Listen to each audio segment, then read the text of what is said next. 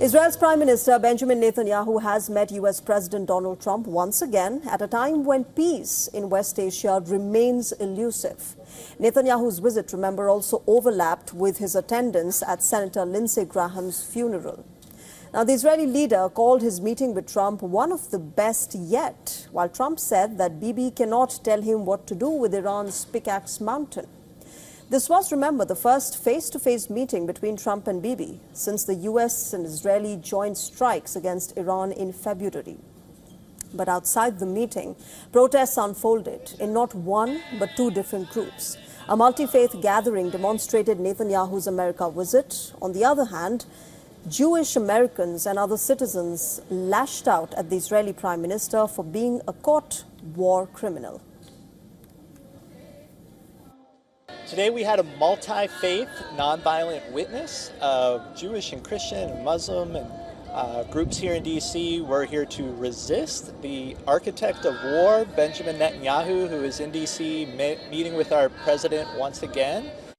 He claims that all Jews support his movement and his actions, his crimes, and he misuses our religion and our identity to justify all these criminal actions. We say no.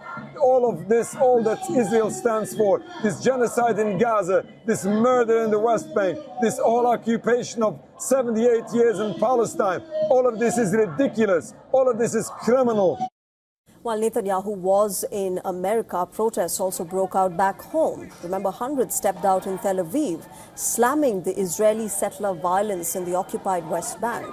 Israeli citizens said the violent instances endanger Palestinians and Israelis as well.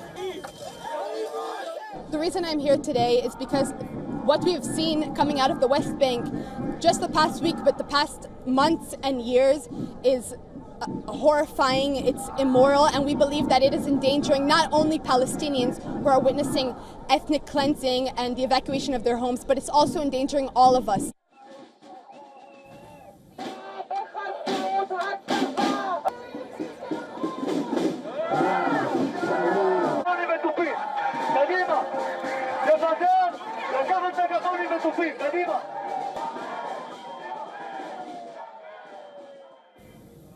And joining me tonight on Race to Power is Colonel David DeRoche. He is a professor at Thayer Marshall Institute and the former Deputy Director for Peacekeeping in the Office of the Secretary of Defense. He's joining us live from Maryland, United States. Colonel DeRoche, good evening. Welcome to WION. Many are of the opinion, Colonel, that this meeting that took place between Donald Trump and Benjamin Netanyahu reflected more of the conflicts that have been happening between the two leaders than their unity on the Iran war. Are you also of the same opinion? Not entirely. I mean, it's important to bear in mind this was not a scheduled meeting. This wasn't a summit. Netanyahu came to Washington for Senator Lindsey Graham's funeral. So you don't really have the normal agenda program of work that you would have with the head of state visit. There is some division, though, and I think it reflects a couple of factors. The first is Israel and the United States have similar tactical and operational goals, which is the destruction of Iran's ability to attack neighbors. But Israel wants to see they view the Iranian regime as an existential threat. They want military operations to continue until the Iranian regime is out of power. President Trump views it as a regional concern. He wants to remove their offensive capabilities, but then let economic measures lead to the Iranians overthrowing the regime on their own, which he views as both less costly and more lasting. So there is some strategic divergence, but I think that there's also a lot of agreement on the tactics and the operations and the short-term objectives. You know, Colonel DeRoche, this meeting came at a critical time because while, you say that there's a lot of convergence and there are some divergences as well, it comes at a time when there are a growing number of Americans as well as Israelis that are questioning the war against Iran. And it also comes right ahead of the US midterms in November, and before that, in October, the Israeli general elections. And therefore, of course, the two leaders will have a lot of high stakes involved in this particular meeting. Yeah, that's right. The stakes are higher for Netanyahu. I mean, Netanyahu is the prime minister of a unitary government. So if he loses the election, he's out of office. And of course, he personally faces criminal charges that are delayed because of his immunity as the head of government. So if he's not head of government, his stakes are much higher. He also, I think, maybe on a timeline, he's suffered from prostate cancer. I'm not sure.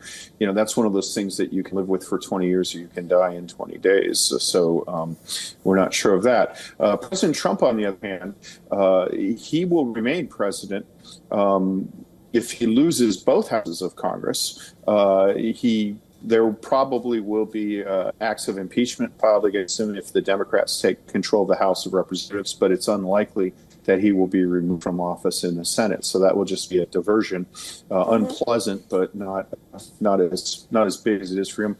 And I think President Trump may have decided that the damage for the midterms is already done. I think he is either at or approaching a point where he may just say, okay, what's happened has happened. And I think congressional Republicans feel that he's past this point, that he's just said, okay, the elections, are going to be what they're going to be. Let's focus on this problem.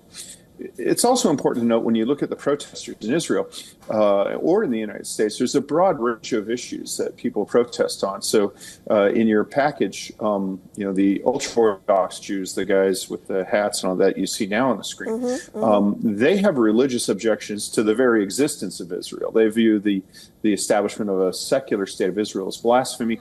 You have some people who are protesting against policy in the West Bank. You have some people who are protesting against the war in Iran. But I think that and some people protesting against the war in Lebanon. But overall, I think, at least in Israel, there is a general recognition that Iran is an enemy that has to be confronted in one way or another. I think that people protesting against that are a very, very small group of the Israeli population. Right. So, of course, we'll have to wait and see how this moves forward. Both, Donald Trump and, of course, Benjamin Netanyahu are looking ahead for their respective elections. And as you said, the stakes are much higher for Prime Minister Netanyahu. I'll leave it there. Colonel DeRoche, thanks very much for joining us on WION and sharing your perspective. Thank you. It's an honor.